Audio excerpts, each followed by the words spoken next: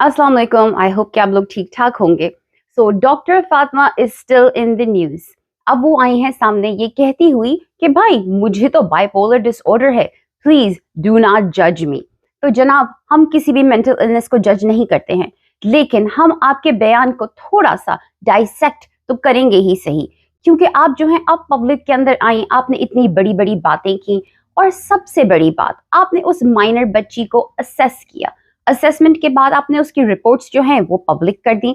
Public करने के बाद आपने इतना बड़ा तमाशा किया जज साहब के दरवाजे के बाहर, तो आपने धरना भी डाल दिया। That is unseen and that is unheard of. लेकिन खैर, हमने इस केस में बहुत कुछ देख लिया। आपको देखना रहता था, वो भी देख लिया। और अब इस चलते हुए एपिसोडिक ड्रामे के अंदर एक नया मोड़ आया। वो नया मोड़ था आपका कन्फेशनल वीडियो, जिसके अंदर आपने अपने बाइपोलर डिसऑर्डर को एडमिट किया। डॉक्टर फातिमा ने आखिर ऐसा क्यों किया? क्योंकि समझना भी तो जरूरी है ना। हम किसी को ऐसे ही तो नहीं जज कर सकते, ऐसी तो नहीं उठा के गालियां दे सकते और जूते मार सकते। आपको उनका पैटर्न समझना चाहिए, उनकी थिंकिंग समझनी चाहिए। तो उनके ऐसा करने का रीजन है fame, money. It is all about the fame game. मैं शुरू दिन से कह रही हूँ कि डॉक्टर फातिमा जो है वो अपने 30 सेकेंड्स ऑफ फेम हासिल करने के लिए ये सब कुछ कर रही थी। डॉक्टर फातिमा जो है, मैं आपको लिख के दे सकती हूँ, इस केस को शुरू दिन से फॉलो कर रही हैं। She must be a fan. जैसे कि आप लोग देखते हैं इस केस को यूट्यूबर्स ने वाकई में एक रियलिटी शो बना दिया है, episode there episode there episode.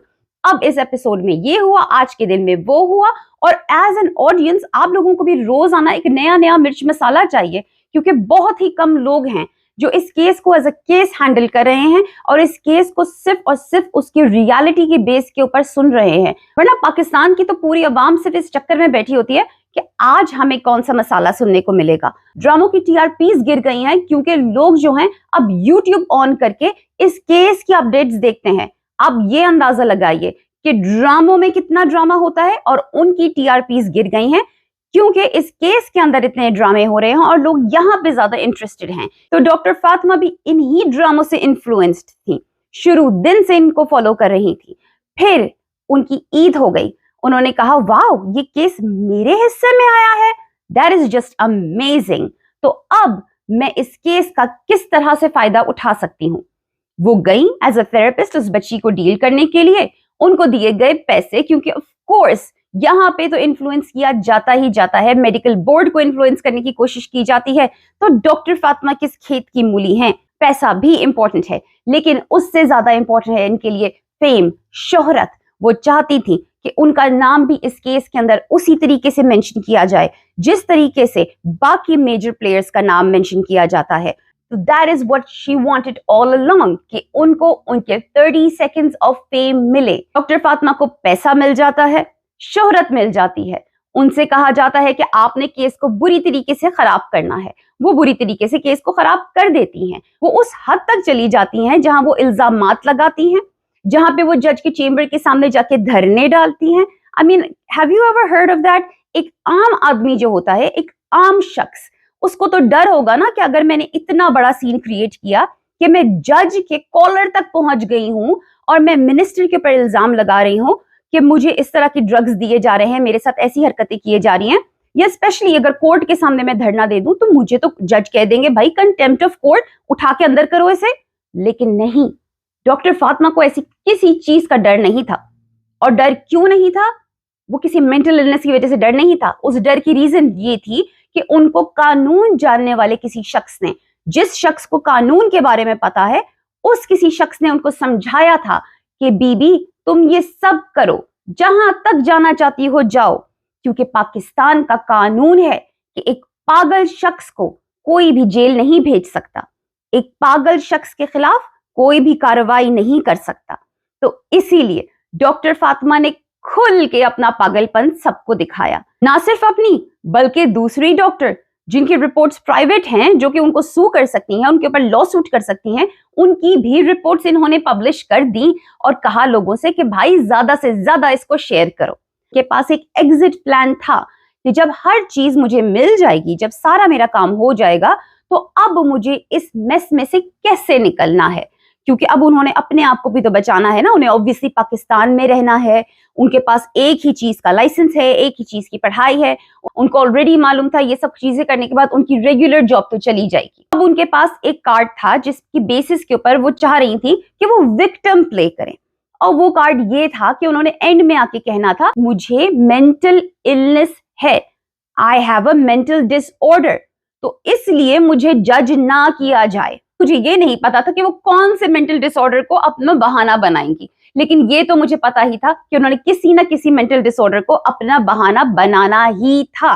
Bipolar disorder, yes, it is a mental disorder just like any other health issue like diabetes, heart diseases, cancer, कोई भी ऐसा डिसऑर्डर जो आपके साथ सारी जिंदगी रहता है, उसी तरीके से बाइपोलर डिसऑर्डर एक मेंटल डिसऑर्डर है जो कि हाँ ट्रीटेबल है, उसकी ट्रीटमेंट्स अवेलेबल हैं, लेकिन बाइपोलर डिसऑर्डर वाले पेशेंट्स जो कि डायग्नोज हो चुके होते हैं उनको फॉर लाइफ सारी जिंदगी मेडिकेशन के ऊपर रहना पड़ता है, और मेडिकेशन के साथ साथ उनको काउंसलिंग में भी रहना पड़ता है। अब बाइपोलर डिसऑर्डर का फायदा उठा के एक नोबडी डॉक्टर फातिमा बन गई समबडी। उनका गोल अचीव हो गया है, पैसा भी मिल गया है, शोहरत भी मिल गई है, यस सस्ती शोहरत मिली है। अब वो चाहती हैं कि उनको और भी कुछ मिले, और वो और भी कुछ क्या है, वो है हमदर्दियां, अवाम की हमदर्दियां। वो चाहती हैं कि उनको जो गालियां दे रहे थे कल लोग, वो सारे के सारे अब उनसे हमदर्दी करें, क्योंकि अब वो ओपनली आके कह रही हैं कि भाई मैं तो मेंटल डिसऑर्डर की पेशेंट हूं, बाइपोलरिज्म की पेशेंट हूं। तो ओके डॉक्टर फातिमा, हम मान लेते हैं आपकी बात कि आपको बाइपोलर डिसऑर्डर है। इस सूरत में अब आप जाइए और अपनी 2013 की डायग्नोस्टिक रिपोर्ट को पब्लिक करें।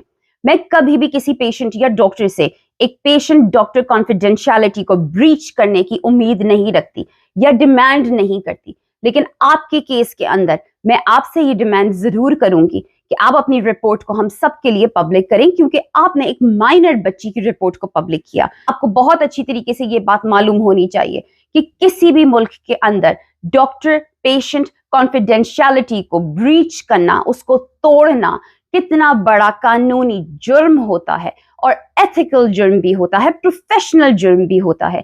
लेकिन स्टिल आपने ये सारी के सारे जुर्म किए, ये सारी की सारी बाउंड्रीज को क्रॉस किया। तो अब जब बात आपकी मेडिकल रिपोर्ट के ऊपर आई है, जब बात आपके ऊपर आई है, तो प्लीज वो वाला कार्ड मत खेलिएगा कि ये एक कॉन्फिडेंशियल रिपोर्ट है। मेरा दूसरा क्लेम आपसे ये है कि आप हमें ये बताइए कि क्या आप मेडिकेशन लेती हैं अपने डिसऑर्डर के लिए, और अगर नहीं लेती तो क्यों नहीं लेती। मेडिकेशन के साथ साथ क्या आप काउंसलिंग लेती हैं अपने डिसऑर्डर के लिए, क्योंकि जहां तक मेरी नॉलेज है एक बाइपोलर डिसऑर्डर का पेशेंट जो है उसको मेडिकेशन और काउंसलिंग की फॉर लाइफ जरूरत होती है। बाइपोलर डिसऑर्डर के पेशेंट्स जो हैं उनके mood swings, ups and downs उनके जो होते हैं वो पूरी जिंदगी चलते रहते हैं, इवन जब वो मेडिकेशन के ऊपर भी होते हैं। इसीलिए उनको मेडिकेशन के साथ साथ एक साइकेट्रिस्ट की जरूरत होती है जो उनकी मेडिसिन को एडजस्ट कर सके उनके मूड स्विंग्स के साथ। तो इसीलिए जब मैं आपको 2013 के अंदर आपका पहला एपिसोड या पहला बाइपोलर का अटैक हुआ था, तो लाजमन आपको साइकेट्रिस्ट ने किसी ना किसी मेडिकेशन के ऊपर रखा होगा, और उसके बाद आपको रेकमेंड किया होगा कि इस मेडिकेशन के साथ साथ आपको काउंसलिंग की भी फॉर लाइफ जरूरत है। तो अब आप कैसे कह सकती हैं कि हाँ मुझे अपनी ट्रीटमेंट करवा लेनी चाहिए, और सिंध गवर्नमेंट को बजाय मुझे अपनी जॉब से निकालने के उन्हें मेरी ट्रीटमेंट करानी चाहिए। तो सिंध गवर्नमेंट को आपकी ट्रीटमेंट क्यों करवानी चाहिए? 2013 से लेके अब तक आपकी ट्रीटमेंट कौन करा रहा था? डिपार्टमेंट ऑफ साइकियाट्री इन पाकिस्तान इनको डॉक्टर फातिमा को उठा के इनके घर से ले जाना चाहिए और इनके ऊपर एक केस स्टडी करनी चाहिए, क्योंकि जो इनके साथ हुआ, जिस तरह की जिंदगी इन्होंने गुजारी है with a bipolar disorder, that in itself is amazing. ये चीज तो Guinness book of world record के अंदर लिखवानी चाहिए। 2013 में तुम्हारे साथ एक एपिसोड हुई और फिर एक एपिसोड हुई 2022 में, इतने लंबे गैप के बाद। वाओ, अमेजिंग नहीं? Being a doctor of psychiatry, माहिर नफ्सियात, आपको ये बात क्यों नहीं पता थी कि ये केस आपके लिए एक बड़ा सा ट्रिगर साबित हो सकता है? मेरी एनालिसिस के हिसाब से आपने ये सारी चीजें बहुत ही कैलकुलेटेड अंदाज से की हैं, बहुत ही ज्यादा अक्लमंदी और शातिरपने से की है। आपका क्लेम कि मैंने अपने बाइपोलर डिसऑर्डर के अंदर जिब्रान नासिर के छतें फलांगी हैं, तो क्या सिर्फ आपको जिब्रान नासिर ही की छत फलांगने को मिली थी? और भी तो छतें थी, आपने और कितनी छतें टापी मैडम? मेहदी काज़मी के ऊपर हरासमेंट किया आपने, और भी किसी के ऊपर हरासमेंट किया नहीं? कुछ अपने दोस्त इधर उधर से पकड़ के उनको भी हरास किया उस दौरान या नहीं? नहीं किया तो खाली मेहदी काज़मी ही क्यों भाई? और फिर हम बात करते हैं शहला रजा की, तो भाई पाकिस्तान में और मिनिस्टर्स भी तो हैं, आपने उनके ऊपर कोई इल्जामात नहीं लगाए? कम अज कम इमरान खान और मरियम नवाज पर ही कोई इल्जाम लगा देती। कम अज कम जब हम आपकी ये बाइपोलर कन्फेशन को सुनते तो ये तो कह सकते ना कि जिब्रान नासिर के अलावा चलो यार इस बंदी ने 4-5 और छतें भी फलांगी हैं, मेहदी काज़मी के अलावा 2-3 और लोगों को भी हरास किया है, शहला रजा के अलावा इसने तो इमरान खान और मरियम नवाज को तक नहीं छोड़ा। लेकिन नहीं, यहाँ पे तो आप टारगेटेड लोगों को टारगेट कर रही हैं।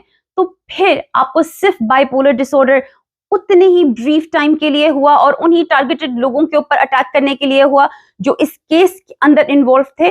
क्यों? ये सवाल है हमारा आपसे, और आप किसी डिसऑर्डर के पीछे छुप के जवाब देने से इनकार नहीं कर सकती, क्योंकि पेंडोरा बॉक्स तो आपने ही खोला है। तो अब सवालात हम करेंगे और जवाबात आप देंगी। मैंने अपनी पूरी जिंदगी में किसी भी हेल्थ केयर प्रोफेशनल को इतना ज्यादा अनप्रोफेशनली एक्ट करते हुए और अपने प्रोफेशन को इतना एक्सप्लॉइट करते हुए नहीं देखा है। Madam, you are ashamed to your profession. आप आके एक मेंटल इलनेस का, एक मेंटल डिसऑर्डर का फायदा उठा रही हैं, उसको एक्सप्लॉइट कर रही हैं, उसके पीछे छुपने की कोशिश कर रही हैं। टेक रिस्पॉन्सिबिलिटी, अपने एक्शंस की रिस्पॉन्सिबिलिटी लें। जब आपको दिखा है कि पूरी दुनिया आपके ऊपर थू थू कर रही है, पूरी दुनिया आपके ऊपर आके आपकी चीजों को उधेड़ रही है, आपकी स्टोरी के अंदर से कीड़े निकाल रही है, तो अब आपको लगा अबाउट टाइम कि मैं वो एग्जिट डोर ले लूं और दुनिया को कह दूं कि भाई मुझे तो मेंटल डिसऑर्डर है, मेरा पीछा छोड़ दो। मेंटल डिसऑर्डर जिसको होता है उसके बारे में लोग बात नहीं करते, बुरी बात होती है, एथिकली रॉन्ग होता है। आपके केस के अंदर हम सब एथिक्स को देखें। कुछ दिन पहले एक लाइव के अंदर मैंने जाफी साहब को देखा गाड़ी चलाते हुए। एक बात उन्होंने बड़ी काम की कही जिससे मैं एग्री भी करती हूँ। उन्होंने कहा कि डॉक्टर फातिमा जो हैं वो अपना काम कर गई हैं। तो जी हाँ, डॉक्टर फातिमा आप अपना काम कर गई हैं। आप इस केस में जिसलिए आई थी, जो रायता आप फैलाने आई थी, वो आप फैला चुकी हैं। अब जो है आप चाहती हैं हमारी हमदर्दी लेना, अब आप चाहती हैं एक विक्टिम प्ले करना। आपको जो चाहिए था फेम और सस्ती शोहरत वो आपको मिल चुकी है, लेकिन अब इन सब चीजों का करेंगी क्या? आपने एक बहुत बड़ी चीज खोई है इन सब चीजों में, वो है सेल्फ रिस्पेक्ट। शायद आपके नजदीक इज्जत और सेल्फ रिस्पेक्ट नामी चीजें बहुत अहमियत ना रखती हो, लेकिन आम दुनिया के लिए, आम पब्लिक के लिए, हम जैसे नॉर्मल गरीब लोगों के लिए सेल्फ रिस्पेक्ट जो होती है वो बहुत ज्यादा मायने रखती है। तो वो आपने बिल्कुल खो दी है। On that note I am gonna go now. अपना और अपनों का ख्याल रखिएगा। टेक केयर एंड अल्लाह हाफिज।